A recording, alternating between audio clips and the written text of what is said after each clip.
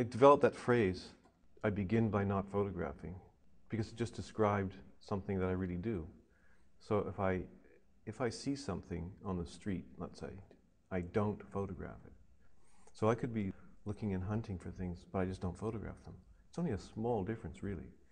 The actual event disappears as a photograph. It vanishes as a potential photograph. It doesn't happen. But it doesn't disappear because I'm the photographer. So therefore, what I do with it is still photography. It's part of my process. And so I do remember it. And then you just deal with what memory is all about. The Tattoos and Shadows came from something I saw right near my house. It was a summer afternoon, walking along, I don't know where I was going. Next street over, 3 or 4 young people covered with tattoos, sitting under a tree with the light flickering through the leaves, just like you see in the picture. There's just something really beautiful about that combination of the fixed inking, the skin that's never going to go away, and then this other pattern, these 2 patterns laid on these people's arms.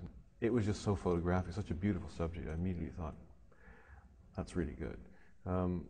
And so probably it was the next summer by the time I got around to doing it. And I just rebuilt it, just as I'd said before, with 3 people. I think there might have been 4 in the original, and it seemed too many. I found another tree because the place where I photographed it wasn't pictorially as interesting as I thought I might be able to achieve. So that's an example of the freedom that I think you need to have. But I didn't take many liberties. In other words, it was a yard with a tree, almost the same situation, but just I liked that tree better and so on.